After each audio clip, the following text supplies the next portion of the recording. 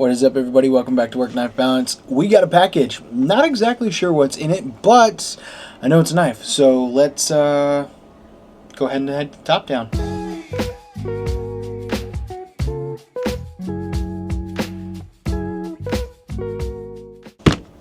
All right. We got a package coming in from BEDC, Brian over there.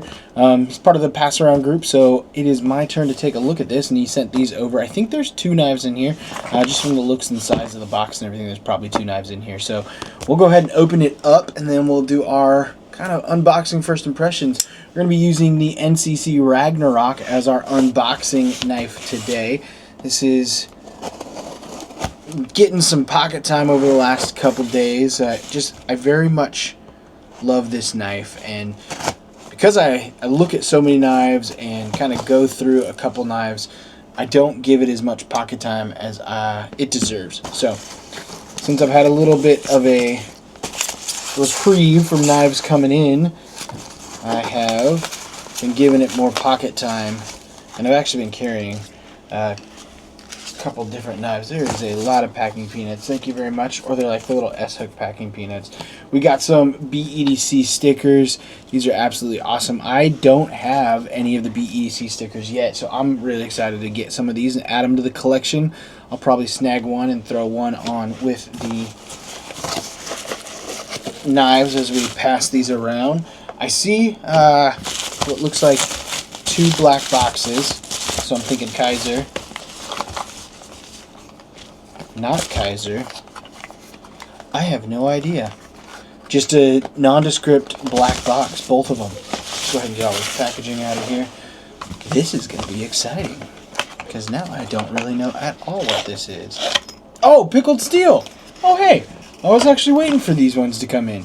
Alright, let's go ahead and open up this first one here. This is a hefty knife. I will say that. You get lots of goodies with it. You get the War Hog. That's what this one is. This is the War Hog. Makes sense. It is quite the beast. Alright. Oh, it's a crossbar. I didn't realize that. Looking at it there, it is a crossbar. You can definitely tell when you do the kind of release there that it is the Omega springs and not like a detent on there. But that feels really good in hand.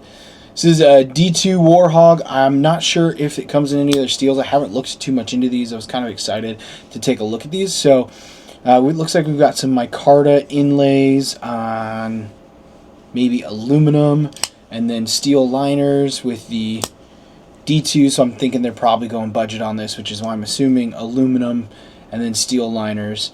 And we've got the red thumb studs there, right there. This thing is pretty cool. This is pretty cool for sure. First impressions, I don't hate it. Man, that's good.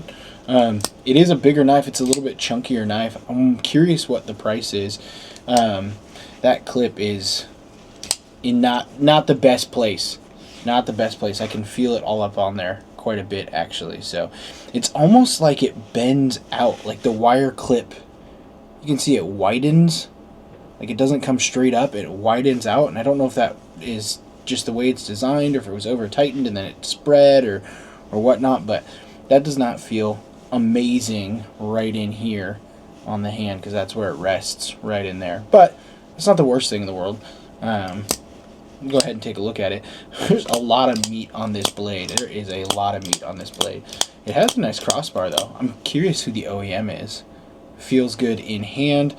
I do like the red collar around the pivot there on both sides, matching the red thumb stud. Maybe get some red micarta and do the red micarta like on the Feist. I think we recently had a red micarta Feist in on the channel. And then you've got the black and red all the way through. And then it would be Mattisfaction's favorite knife ever, because it'd be black and red.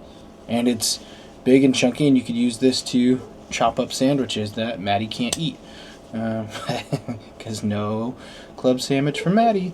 But yeah, this is pretty sweet. I like this a lot. I like the jimping on the backside right here. This little kind of recurve in here. Gives a nice little area if you want to choke up and get in there. It's not too wide, and there's a swedge that comes across that whole top and then down right there. So the War Hog. Yeah, this is a beefy little beast, that's for sure, to start off. I don't know much about pickled steel, but I do love their name, Pickled Steel. So we'll have to take a look at that. We'll dive into that one a little bit later as well. If y'all are new to the channel, this is what we try and do. We try and do some unboxings and then just give first impressions. Then we'll go do some measurements, tip to tail, all the other stuff. And this is the Rhino. Looks like this one comes with a couple little extras, including an extra clip that says Miguel Hetzel. I don't know if that's the designer. I'll have to take a look at it or whatnot on the clip right there. I don't love that if that's the designer. Maybe these knives are owned by someone named Miguel and he put his name on it. But if that's the designer, I don't necessarily. Oh nope, it's right there as well. I don't necessarily love that, branding the designer's name on the clip right there for everyone to see. Actually, I kind of really dislike that. Yeah, I would replace that clip pretty fast, just because that would really get annoying to me. But 14C28 on this Rhino, inset liner locks, looks like just steel liner locks, orange G10, contoured a little bit, contoured G10, a little bit of texturing to it as well. Curious who the OEM is on this. I have an opinion, and I think I might know based off of just the fit and feel of this right here, but curious. So we'll have to look at that. But this is a crazy depression in this right here. I'm pretty sure that's supposed to be the Rhino's horn coming up like that. You can actually kind of see, like if this is an eye, there's the Rhino's snout coming up and then down like that. That's actually a very nice Rhino profile. The design on that, I see the Rhino through and through the face. That's pretty cool. That's pretty cool. I like that a lot, actually, the design aspect of it. I would like a little more access to that liner right there, but not horrible. Overall impressions, though, this one, the ergos on this one are much better. And I don't know if it's because of the steel clip versus the wire clip, but it feels a lot better. It's smooth in hand right there. I like the kind of finish that they have on the blade there. You can kind of see the striations. That is a shiny blade. And you can see the striations right through there as well. 14C28 Rhino. And then they've got that. Because the S is coming before the P, I see the P is obviously higher.